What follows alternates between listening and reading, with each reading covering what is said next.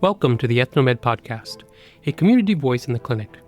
My name is Dr. Duncan Reed, a physician in the International Medicine Clinic at Harborview Medical Center and medical director of Ethnomed, a web resource for providers and patients with information for cross-cultural care.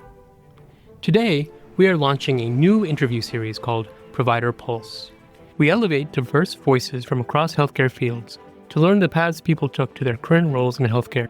Whether you are an undergraduate student considering a career in healthcare, a practicing health professional, or a member of the community, these conversations are for you. In this series, you will hear the personal stories of health professionals from diverse backgrounds, how they found their path into medicine, what inspired them, and the challenges they overcame along the way. Our hope is that these stories will not only inspire you, but they will also highlight the diversity of voices in the medical field and deepen your understanding of the human experiences that shape healthcare. Here is the voice of Dr. Kimia Memar, an intern in the University of Washington Internal Medicine Residency Program. We will hear her path to a career in medicine in our first episode. I want to do something with my life that is in line with what I've been through as a person. So I was just looking for ways to do something that had more to do with people and all the tools that I needed to serve in the way that I wanted to, with the human connection that I wanted so badly, was in medicine.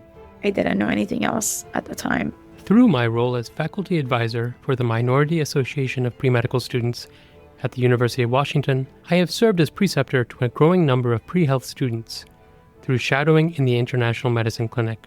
These students often told me there are two types of stories on the internet.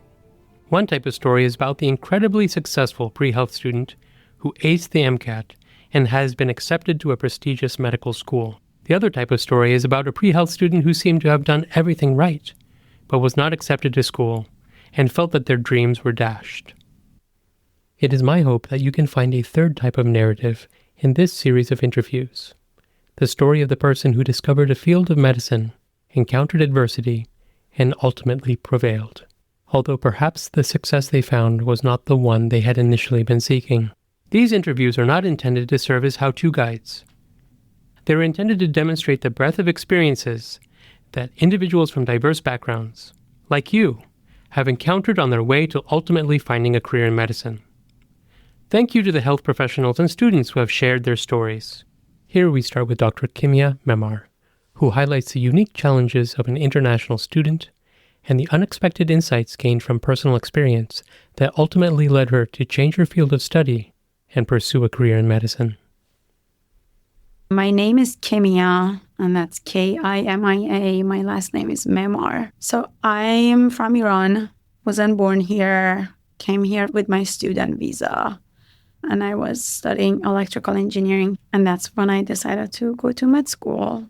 I went on and got my electrical engineering degree with a minor in mathematics, and then I wanted to do clinical research before med school. So I went and got a master's in bioengineering at the University of Kansas, and then I went to med school at KUMC. Where in Iran are you from?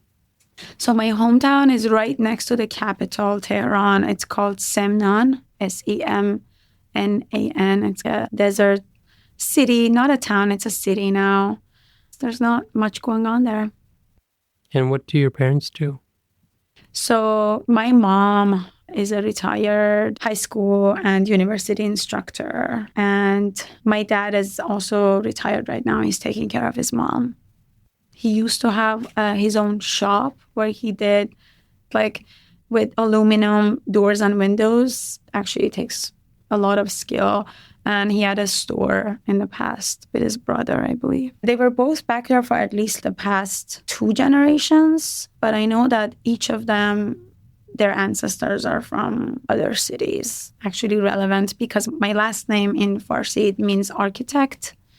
And my dad actually, part of the work that he did was also, he was really good at building houses. He had built my childhood house himself. And his dad also did the same thing. And I think their ancestor was from this city called Isfahan, which is the center of architecture in Iran. My mom's ancestors are from another city. It's called Shiraz. It's kind of a cool city as well. What were you interested in, and how did you end up in the U.S.? Yeah, so I think that I was raised a very ambitious person. I can't tell you how. I can't tell you what my mom and dad did for me to just kind of have that kind of mindset. But somehow I always knew that I was going to go to another country.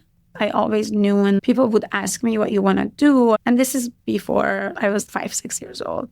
I want to go to college. And then a few years later, they would ask me what you want to do. I would be like, I'm going to move to the US. I had no plans. I had no idea how to get there. I just had these ideas in my head. I think that my parents were really good at mathematics. I feel like they taught me well, and just knowing mathematics and physics, I feel like it made everything easier for me.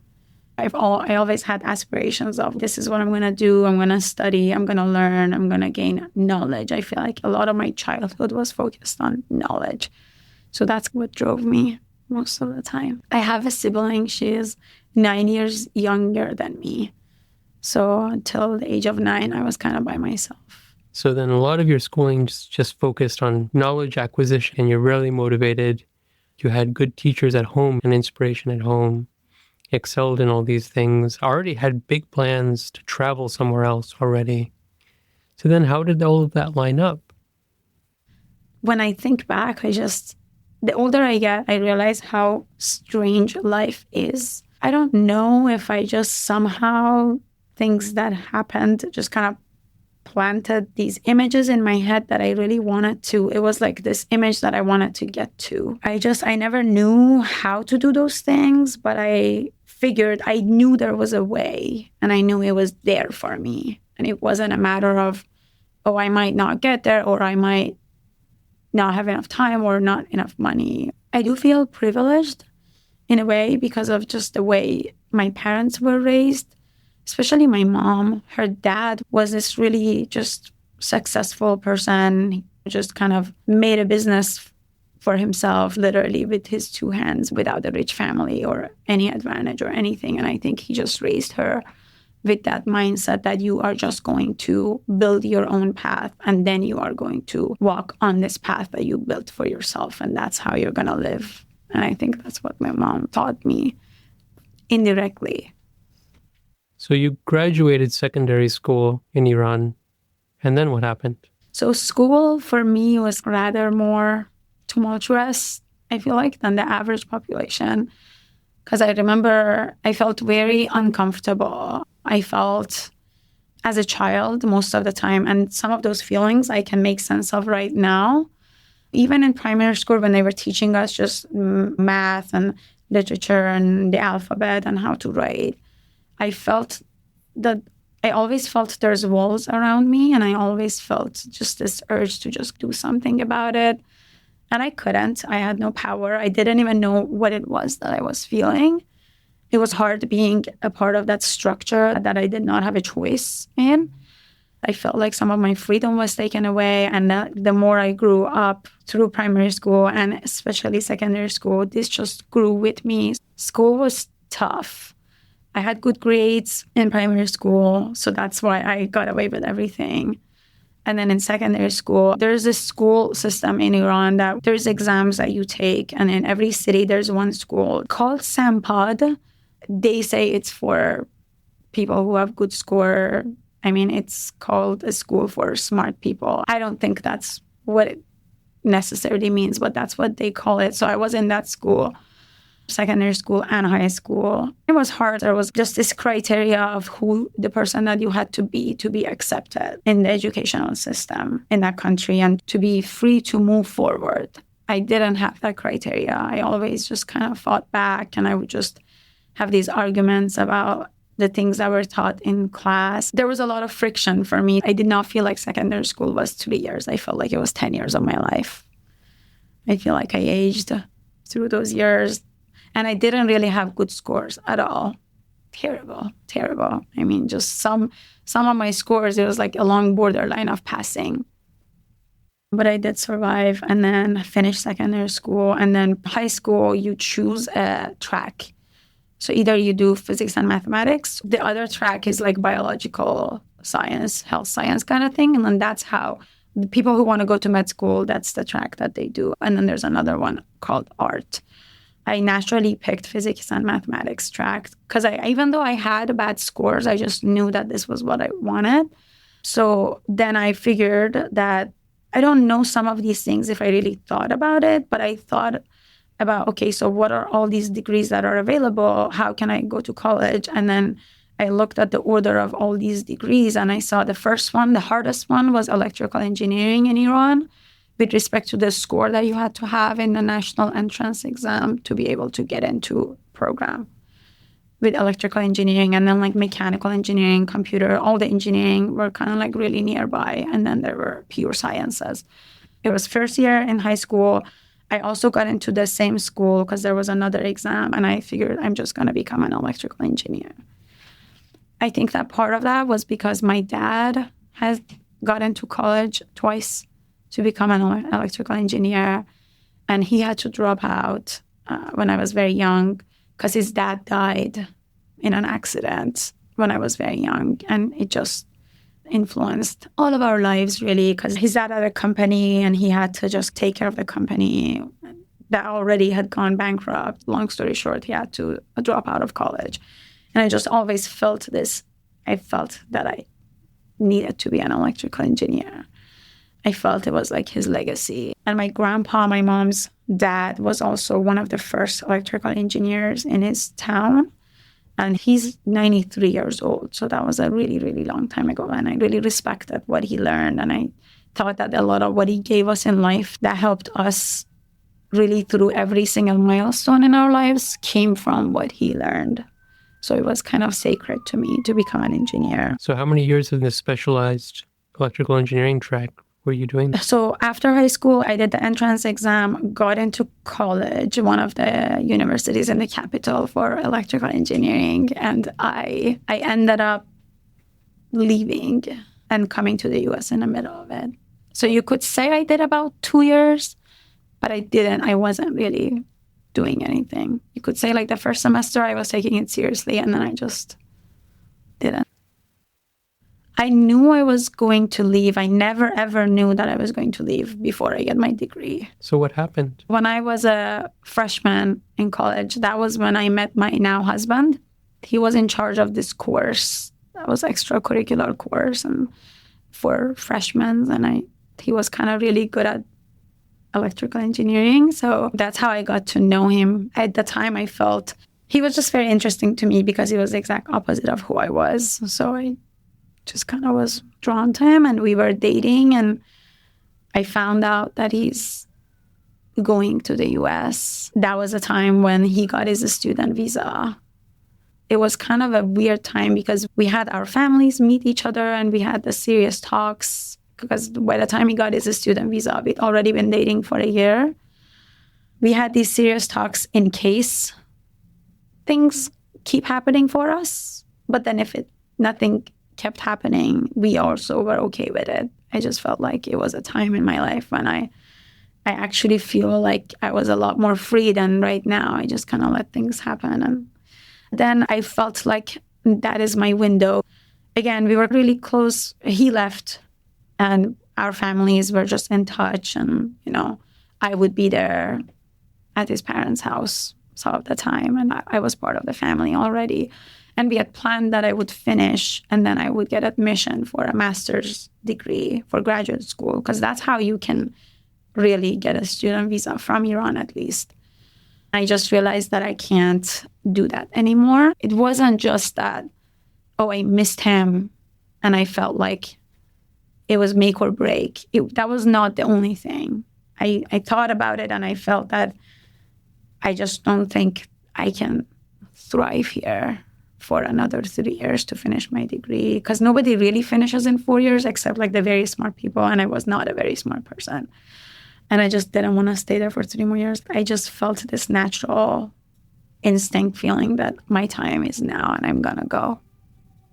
Was it hard to get your visa? It was easier than right now. Back then, I thought it was really hard, but then it kept getting harder and harder over the years. So I would say it was easy. There's no U.S. embassy in Iran. So I went to Ankara, Turkey with my mom and requested the visa. And then after 2 months, it was approved that I went with my uncle to pick up the visa. So they would put it in my passport. Yeah. And where did you go for undergrad? So Reza, my husband, he was doing his PhD in Missouri University of Science and Technology. The funding that you get as a graduate student, it's hard to live on. We decided that I would find whatever program that is closest, and I would go to that program. And then I was going to apply to the same school, but then we learned that community college exists and it's cheaper. So we were very happy and excited. So I applied to the only community college in Rolla, Missouri. It was called East Central College in Rolla, Missouri. By the way, after I applied, I learned that I have to go travel to Union, Missouri for classes. I started there, and I feel like that was the beginning of my career in the U.S. I did 3 semesters there, got my associate degree, then transferred to Missouri University of Science and Technology. So you were in the same place with Reza for the first time? For the first time, yeah. But I only ended up doing 1 semester there because he finished his PhD, and so that's how it works for a student visa. Once you finish your studies, either you get a job so that you can change your visa, or you have to go back. So he got a job at SIU, Southern Illinois University, as a faculty, a very young faculty in the electrical engineering and computer engineering department. So I transferred there. So the next 2 years of my undergrad, I did it at SIU. Wow, and his PhD was done in what, 4 years? Yeah, really, it was done in less than that, but just for the paperwork and for them to let him get the degree and go get a job. He's a very smart person. So then you went to Southern Illinois University. Yeah. What were you studying in undergrad? Were you motivated then, or was it still constraining? So that was the time. I think that by that time, it had already been 3 years that I was in the U.S. I see immigration in phases, because first you go to a new country and you are just a change of scenery and the things you have to do, you get really busy and you get a little bit dissociated from your past, very temporary and superficial dissociation, but you do get that separation. I feel like all those years and just being away, like it suddenly started to hit me. I'm away from everything that I know. So then I think that was a time that I started feeling like I want to do something with my life that is in line with what I've been through as a person. So I was just looking for ways to do something that had more to do with people. And then I just would look for these projects, and I started research, still as an electrical engineer. But it was never enough human interaction for me. It was never enough. I had a special connection with almost every faculty in that department. Not always good, not always positive. It wasn't that people liked me, but it wasn't enough. I did teach mathematics to a class of 50, 60 people, and I was really good at it. Not enough human connection. Around the same time, I was just thinking back, and as if like the door to the past has now opened, and I have to process everything I've been through, the pain, the good things, the bad things.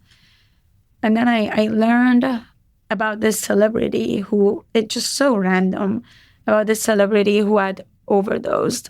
I think it was Lamar Odom. Then I remember I just ended up looking into his life, and I learned that he was kind of alone, was struggling with addiction, and just nobody knew what had happened right before his overdose. So that's how lonely he was.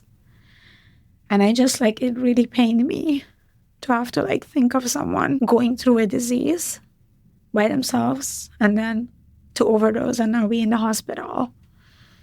And he was unconscious.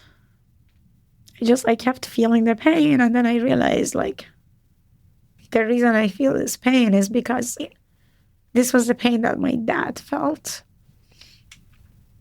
Because he had struggled and I knew. Now my dad was this person who was away from me, I had no access to him now.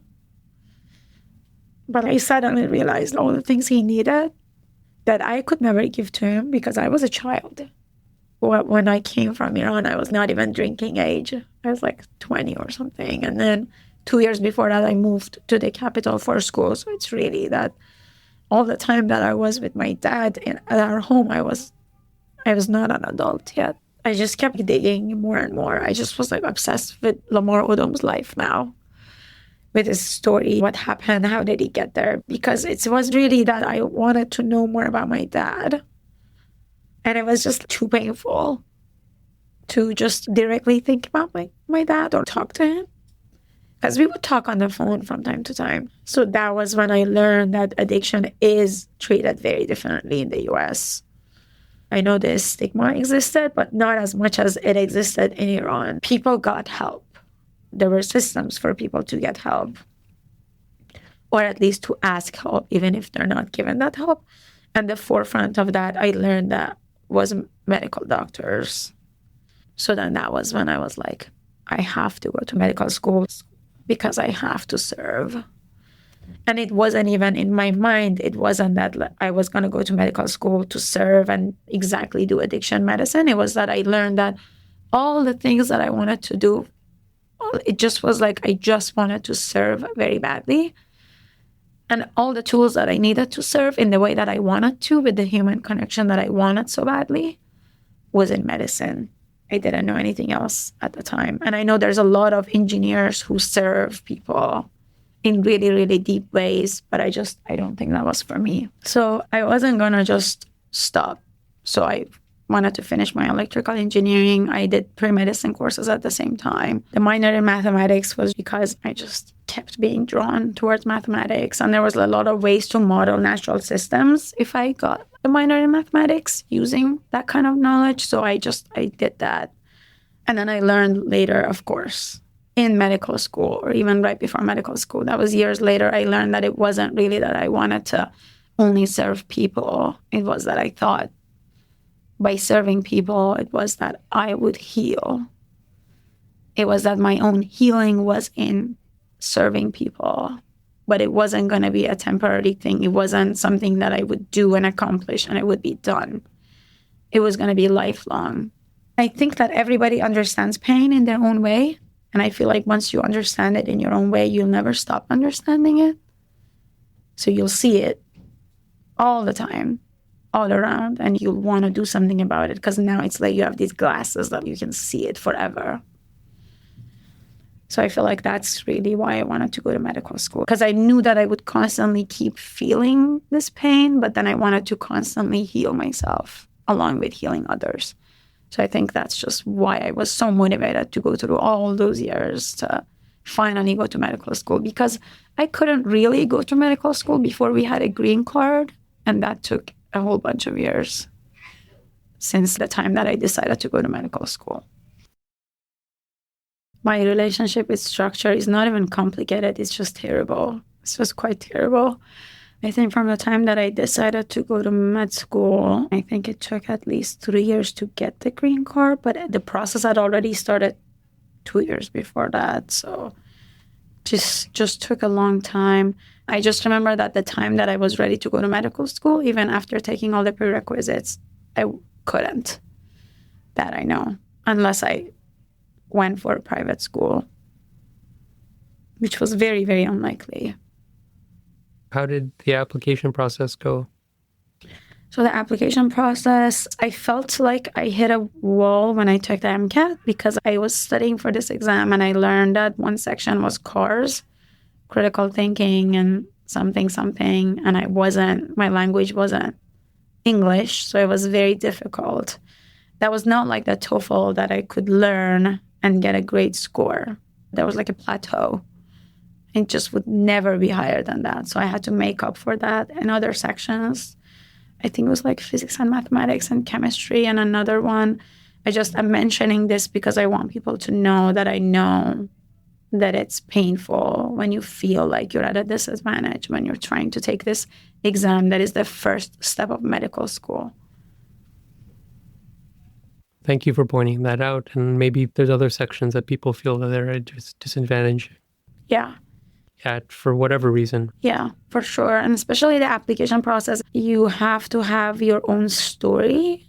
And then as an immigrant in the US, I feel like you have to be very, very polished and filtered.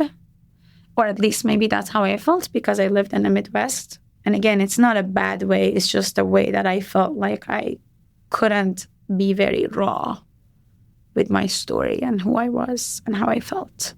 So I polished my story and I applied, and it was harder than I thought. I went to med school at the AU University of Kansas School of Medicine. So I was in Kansas City. How was that experience? It was very interesting because I think it was very similar to high school, because this structure within medical school is so strong. Sometimes it's all you need. And I didn't have it. So now I was old enough.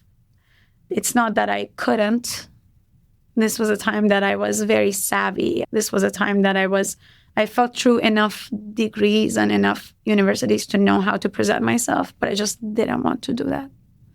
And it was Kansas City. I feel like it's a great city. It's a growing city. And it did give me the most valuable parts of my education and my master's in the clinical research that I did, and then medical school. But it was just like high school. It was just constantly being stopped on the way and constantly being given resistance and being told things that I have to do or say or be. And it was difficult, but it was still thriving. And then how did you decide internal medicine then?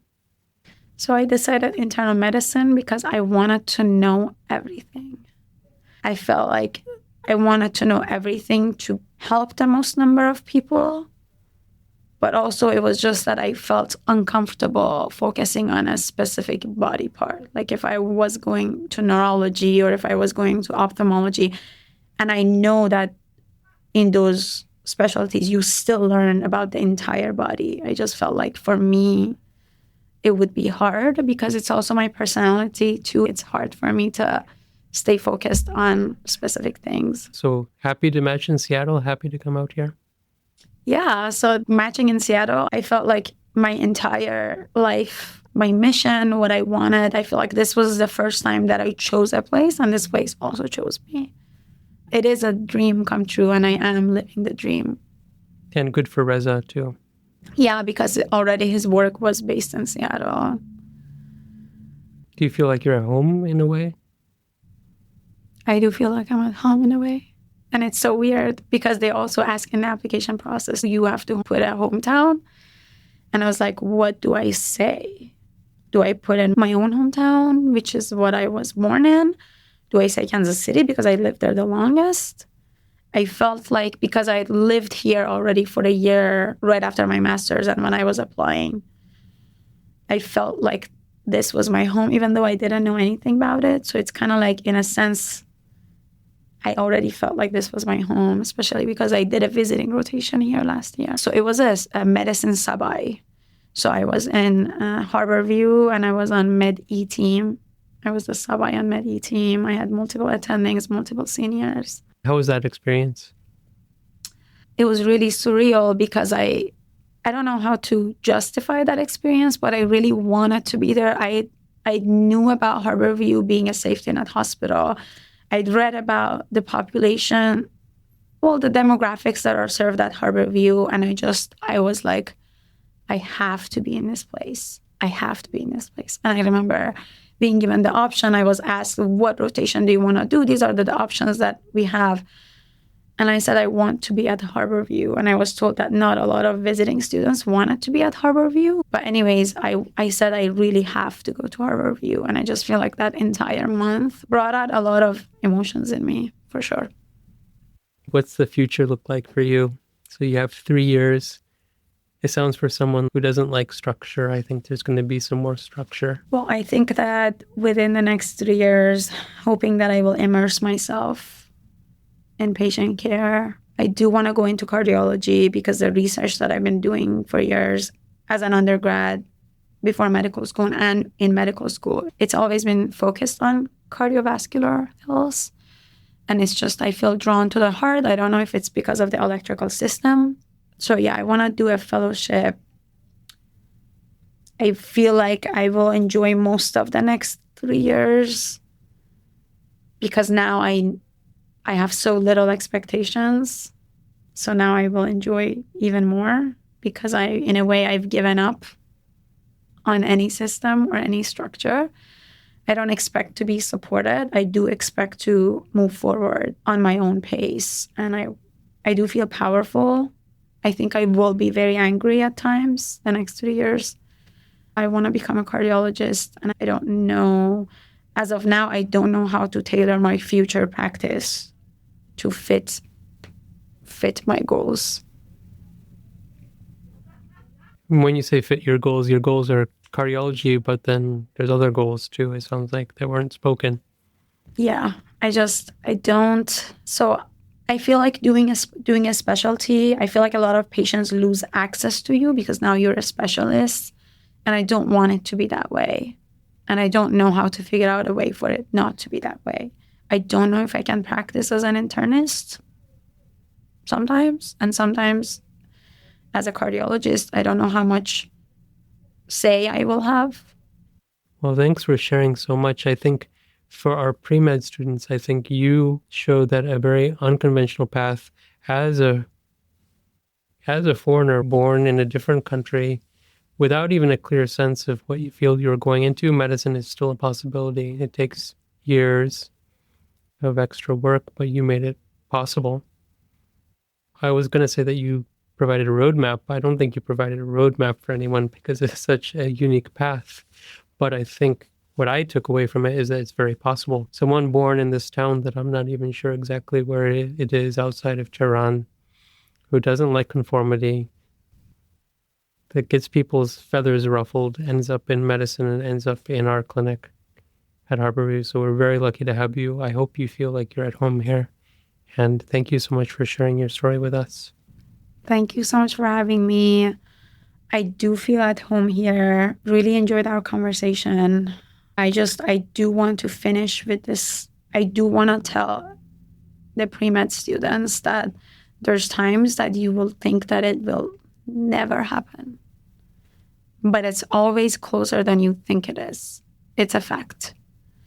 There's a lot of noise on your path, and there's a lot of obstacles. Depends on your background. I feel like having money makes it easier, and that's not what I had. And having people in medicine that are close to you makes it a little bit easier, and that's not what I had. I'm just saying, no matter what you think you're missing, it doesn't matter.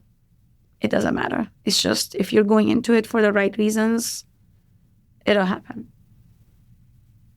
Well, thank you so much. Thank you. Thank you for joining us today. We hope that you gained a perspective of the challenges faced by international students, as well as the experiences that can lead to a career in medicine.